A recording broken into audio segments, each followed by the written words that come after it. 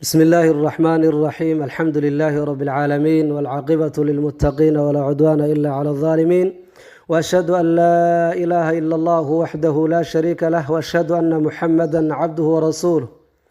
أما بعد ومنهم من رد ردا جميلا كهرقل قيصر الروم والمقوقس حاكم مصر. أحبتي في الله وحن كسو جرني كتاب كان خلاصة نور اليقين في سيرة سيد المرسلين waxaanu soo gaarnay darsiga 51 ee kitaabkeena waxaanu ku jirnay sanadkii 6aad waxyaabihii nabigu uu sameeyay oo kamid ahayd inuu warqado u qoray madaxdii dunida. dadku warqada u qoray qaar kamid ah si fiican bay nabiga ugu soo jawaabeen oo ninkii nabigu u diray way soo dhaweeyeen way soo maamuseen sidii hirqlo kale. qaysar ruum madaxweynahoodii ama boqorkoodii ahaa. والمقوقس baa kamid ah dadku warqada u qoray oo si fiican uga soo jawaabay xaakim Masr xaakimkeedii ah. Muqawqis warqadii nabigu u diray markay gaartay wuxuu yiri ninkani hadii uu nabi yahay hadii xaq buu u leeyahay inuu dadka khilaafay diinta iyo dacwada ugu yeero. kadibna nabigu warqad u soo qoray wuxuu yiri waxaan ogaa nabi inuu baaqi yahay waxaan u maleynay inuu Shaam ka soo bixi doono ninkaadii soo dirtay waan karaameeyay laba gabdhoodna waan u soo dhiibay oo reer qibdi ah baqalna waan ku soo hadiyay inaad korto aniga wuxuu yiri bal insha Allah waan ka fiirsan doonaa islaamnimada soo dhaw muusan islaamin laakiin ninkii nabigu u diro fariin wadaha ahaa aad buu u maamusay laba gabdhoodna uu soo dhiibay muxuu ahaa faras qiimo badan uu soo dhiibay hadiyadan u geeyay nabiga ku soo diray u geey gabdhahaas mid kamid ah waxay ahayd Mariyatul Qitbiyya oo nabiga sallallahu alayhi wasallam u dhashay intuu suriyeystay wiilkiis Ibrahim. Mariya marka halkaas ay ka soo jeedaayo boqorkaas Muqawqis ah soo dhiibay ogow. ninkaas markii uu karaameeyay laakiin muusan islaamin. markii dambana waa tii la qabsaday meesha xoog lagu qabsaday Masar. ومنهم dadkaas nabiga warqada u qoray boqorada waxa kamid ah man dad radda celiyay raddan jawaab qabiixan falxun dad boqorkii nabiga uu ninkii uu diray soo duleystay oo dhibaatay baa kamid ah oo ahaana ihaanay rasuul nabiga rasuulku diray sallallahu alayhi wasallam ragaas waxay ahayd nabiga dadku u diray dhibaateeyay warqada nabigan aan soo dhaweynin suxun oo la dhaqmay kal Harith ibn Abi Shamir ninkii la yiraahdo al-Ghassani meel Ghassasina la yiraahdo xukumayo carab waa ninkaas boqor carbeed buu ahaayo muusan soo dhaweynin ninkii nabigu u diray si fiican uma hadlin iyo Kisra ninkii Kisra la dhigi jiray Furs xukumay Kisra al-Furs oo Iran hadda loo yaqaano boqorkii xukumaya Kisra la dhigi jiray isna muusan soo dhaweynin bal warqadii loo diray wuu jeexjeexay ninka Kisra waa taqaanaan oo nabiga habaaray ilaahay oo sidoo warqadeed u jeexjeexay ilaa u jeexjeex uu yiri habaarka nabiga ku dhacay oo isla markiiba waa kii geeriyooday ninkaas. أسئلة سؤالين ماذا عملت محي سميسي قريش بعد أن علمت مركي أغاتي ببيعة الرضوان مركي أغاتي محي سميسي وانصام مرنيو وحي سميسي إني النبي صلى الله عليه وسلم هشيس لقشه أي اسكو دياريسي هوريبان وصام مرني وعبستي عثمان العفان ويصافى السحضي وهشيس لو يسو دياريسي ما شروط الصلح هشيسك شروطي سمحي هات وان soo marnay ماذا نزل على الرسول صلى الله عليه وسلم نبي maxaa ku soo dagay في اثناء رجوعه markuu ka soo laabanayay dhaxdeeda min al-Hudaybiyah uu ka soo noqday ina fatx waa ku soo dagtay كيف اصبح المسلمون مسلمين siday noqdeen بعد ذلك الصلح heshiiskaas kadib dad xoog badan ay ruuxuna wayajiuna كيف شاءوا soo marnay ماذا عمل الرسول صلى الله عليه وسلم بعد ذلك مركا كدب نبي محو سميي ورقدو ملحد u diray aboodi saweynaatay hal aslamu boqoradi ma islaameen qaar kamid ah islaamay sida Najaashi oo kale qaarna si fiican bay u soo dhaweeyeen ma islaamin qaarna dhankii u diray bay dili gaareen warqadii bay jeexjeexna dagaal bay galeen ba khulaasatu sanati saadisa sanadkii 6aad warkeedii la soo khulaaseeyo في السنة السادسة سنة اللي حد لحظة ومن الهجرة هجرة كمدة حدثت وحاد عليه غزوة بني اللحيان لمن كريبان اللحيان ليرد الدولان كودي لغدرهم بلنبورين تيسميينو دادكي قراد هاي طبان كنين ويبابيين darteeda nabigu ugu duulay walam yakun fiiha dhexdeeda ma uusaneen xarbun wax dagaale ma dhicino nimankaasi dagaal lama gelino way kala carareen waa soo marnay ثم غزوة الغابة باكو حكتي حصلت فيها وحادعي مناوشات اسكو تورتور ورمهي فلارا اسكو تورتوره دقال وين مدعين ثم غزوة الحديبية باكو حكتي حديبية يدنا دقال مدعين وصومرني خرج الرسول صلى الله عليه وسلم نبي يا آذي إليها حديبية أي آذي ومعه 1500 كن يشنبقل ومن أصحابتي سيبا لسعتي بلا سلاح هبن مين وذنين hub badan ma wadanin baa laga wadaa hub ayna dagaal ugu tala galin oo xoogaa yar way iska wateen macna famana'atu quraish ba waxay u diiday inay magaaladii maka galaan faarsala lahum nabigu wuxuu u diray Uthman buu u diray liyu'limahum inuu ogeysiyo Uthman biqasdi nabiga ujeedadiisa calayhi salaatu wassalaam fahabasatu waxa xabaastay quraish ba xabaastay xabsigay dhigeen isagii cid la socotayba وشاع وحافظي أو فافي عند مسلمين تأكتوض وحافافي أنه عثمان عفان قتل إن لدلي وركاس السوق صوغلي فبايع النبي صلى الله عليه وسلم النبي وحول مبايعوضي أصحابتي سيول مبايعوضي تحت شجرة الرضوان رالي آنشوه جيت كاس هوستي سيبو كل مبايعوضي على الله يفر إننا عررين في الحرب الدجال كإن عررين أيو نبي قبلن كل جلي على الموت فخافت قريش ويبقضي ويبيقضي ويعبستي مركي مقشين نبي يقول هشيس كاس جلي وعقد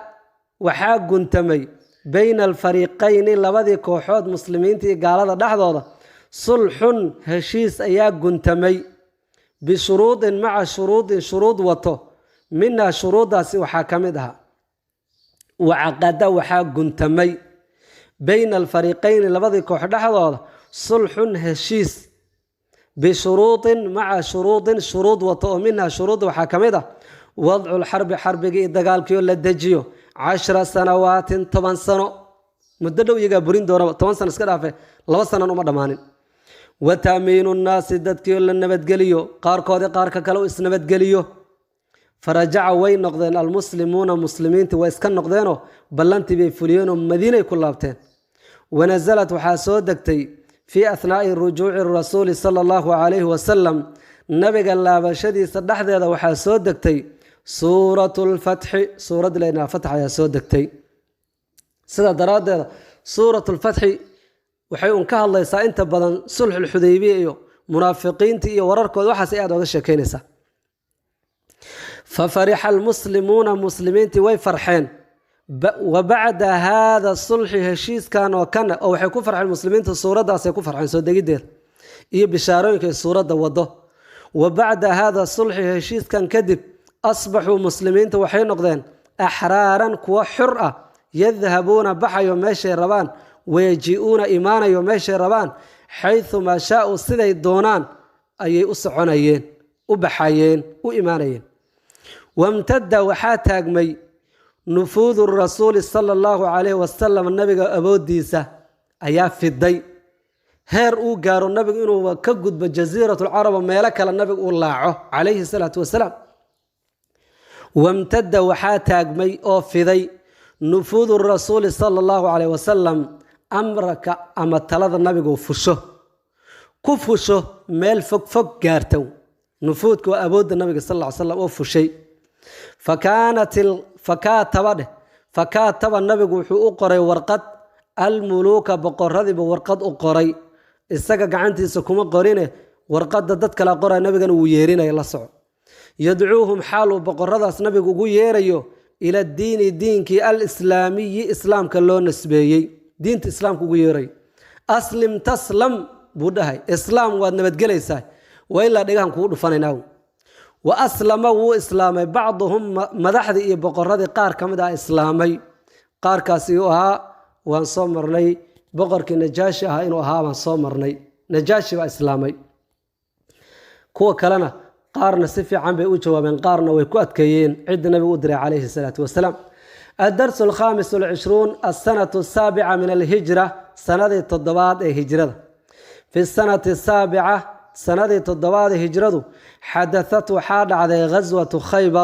خيبر مقالة اللي رادو دولان كذب دعي ومقالة فيسي أدق لهيت مدينة دولات كذب هنا أهيت يهودي وانا دقنيد ميشاس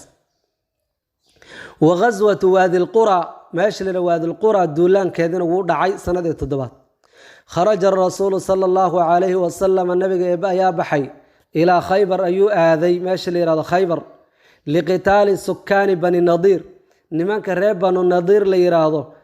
ديغان كودي باي ماشي هادو نمان كريب بني النضير ماشي الدقنا أيو النبي آذي إنو الله دقالمه ريب بني النضير وصومر رأيين مقالات لقى في جي مدينة مركا مقالات لقى في جي ريب بني النضير وحيد دقين اسكو أرورسان ماشي خيبر ليرادو ومدينة دولات كان بيدقين ماشي بقى الله قد دبتغي يهودي دغه لو دفنا خليغاس waa laga adka alladina kuwaasoo kaanu ahaa reebanu nadirkaasoo kaanu ahaayeen a'zama muhayyijin kuwa kiciyo kan ugu weyn lil ahzaabi gaalada isoo bahaystay yawm al khandaqi godka maalinkiis ghazwadi la dhihi jiray ghazwatul khandaq ama ghazwatul ahzaab gaaladii dagaalka soo qaaday ayay soo kicinayeen kicin waa taqaanaana way soo dhiirigeliyeen dhaqaale xooleysiiyeen iska dhiciye maxamed ilaan gaal waa cadow gaaladu imma inay toos kula dagaalaan iyo imma cid kula dagaalaysa inay soo taageeraan labadaas way gaal weliga nabad kelimays qoladan markii maadaama madiina laga ceyriyay duurkaas ay dageen oo awoodoodii dhan ay burburtay dagaal ma inay soo galin laakiin dadkii nabiga ku soo duulay 10 kun ahayna soo marnay ay soo kiciyeen way soo dhiirigeliyeen muhayyij waa kicin الذين ربنا نظير كاسو كانوا أهايين أعظم مهيج كوا كعيو صدي رجليو كوا وين بأهايين للأحزاب قالت الصوب يستوي صدي رجليين يوم الخندق مرك النبي وحوير إذا بملهنا وأنا كذب التقنو ما يشوف لقى كعيو فلما وصل مركو جاري المسلمون مسلمين تمركي جارين إلى حصون خيبر الدفيسية دودي مركي جارين رفعوا مسلمين كربي وقادر أصواتهم عضات كولا بالتكبير التكبير يو الدعاء دعاء الله أكبر بين الويد عستن فقال لهم عليه الصلاة والسلام نبي إباء وحكير مسلمين تنحريس النبي تقليدوش ساعته أربعوا قدم ريا على أنفسكم نفتينا قدم ريا وقيلا اسكدايو نفتينا أطرا فإنكم إذنكم لا تدعون بري ميسان أصم إله دقلعانا ولا غائبا إله مقنا ما بريسان إله دقولهم وحبا مقلينين أما إله إذن كفقون وحبا مقلينين تونا بري ميسان إنكم إذنكو تدعون وحاد بريسان سميعا إله وح مقليو قريبا إذن دو إله إذن دو وإذن مقليات بريسان وحبها قيلينين وإله يوضات كرو قيلينيسان اسكدا نفتين أطرا إلا أن مركا لقيلين وح كافقنا والله قيليا هذا عد دقولهم كمقلينين والله قيليا marka ilaahay midaan wax maqlaynina ma ahan mid idin ka maqana ma ahan waxba qaylinina innakum idinku tad'uuna waxaad baryeysaan samiican mid maqal badan qariiban idin dhow allah wa idha salaka ibadi anni fa inni qarib ujibu da'wata ad-da'i idha da'an falyastajibu li wal yawm hada salwu sheegay thumma qata'a al-muslimuna muslimin waxay jareen oo dhulka ay dhigeen nakhla al-yahudi yahud timirteedii bay dhulka dhigeen وحاصروهم قال ذي بهريرين 6 أيام لحمة الموت ليجبروهم إنه كقصبان على التسليم إسليبت لحمة الموت بعد قبتين للصار إسوار لقى قبتي جديه يكون جبنا هنا دول كلا دقي سلا قصبوا قالوا إنه سسوديبان وفي اليوم السابع مالك التضبات أعطى الرسول صلى الله عليه وسلم النبي يبوح وديبي الراية علنكي أما بنديردي علي بن أبي طالب وديبي وكان علي بن أبي طالب وحوى يشتكي متك حنون سنة كشيغانيو وجع عينه إشي سحنون كذا إلبا حنون يسو بالك الداف كلير هذا أيا أغد عي بالك الداف كلير هذا عذر كداف كلير إيش أغد عي إلبا حنونس فتفل الرسول صلى الله عليه وسلم نبي كتفي فيهما لبدي سندوت بالنبي كتفي فشفاهما الله إلهي بعافية لبدي سندوت كأن لم يكن بهما شيء وابيضا وحنون أما ميل بهري عن لقى قبانين كأن لم يكن وابيضا أهانين bihima ay fiihima labadii indhood dhexdooda shay-un wax xanuuna wuuba fiyoobaadayba qisay laheedoo dee kitaabku waa kitaab mukhtasar habeenkii nabiga sal ll ly slam uu rabay inuu u dhiibo berrito calanka nin inuu u dhiibo muslimiinta kamid uu rabay ayaa wuxuu yidhi berrito calanka waxaan u dhiibi doonaa nin ilaahay rasuulkiisana ay jecel yihiin isagana jecel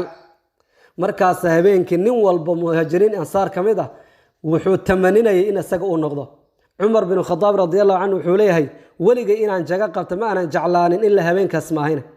oo habeenkaas aad baan luqunta hata u dheeraynayo waxaan jeclaa buu yidhi inaan aniga noqdo qofkaas nabigu uu yidhi berri calanka waxaan u dhiibayaa qof allah iyo rasuulka isagana jecel iyagana ay jecel yihiin shahaado adag weeye runtii oo nabi maxamed xaggiisa ka timid marka waxaan aad u jeclaaday buu inaan aniga noqdo nin walba si u dagaalamay luqunta u taaga aniga ii dhib u lahaa markuu waaga baryay nabiga sala allahu caleyh wasalam cali ibn abi aalib buu u yeeray oo xanuunsanaa wuu ku tufay dabadeedna calankii buu dhiibay waa kii ku dhahay calankan qaad yahuuddanna ku dhaqaaqo ciidanka hogaami dibnaha soo fiirinin waa soo marnay ama riyaad saalixiin meelo badan baan ku marnay uma xamala almuslimuuna muslimiintii way weerareen calaa khaybara yahuudi khaybara deganeed xataa iftataxuuhaa ilaa ay furteen wadaraduu wayna ka cayriyeen sukaanaha kuwii deganaa meesha way ka cayriyeen wahanimuu minha waxay ka hanimaysteen khanaa'ima hanimooyin kaiiratan oo fara badan min jumlatiha jumladeedii iyo waxaa ka mid ah oo ku dhex jiray haniimadaasi awaanin weelal oo min nuxaasin maar ka samaysan iyo wa fakhaarin digsiya dheriyaal qaala lahum rasuulu sala allahu caleyh wasalam nabigu wuxuu ku yidhi igsiluuha iska dhaqa weelashaas wadbukuu fiiha waxna ku karsada weelasha iska dhaqa dabadeedna wax ku karsada oo weelasha gaalada weel kale haddii la helayana waa la iska dhaafi haddii la waayana waa la iska dhaqi wallahu aclam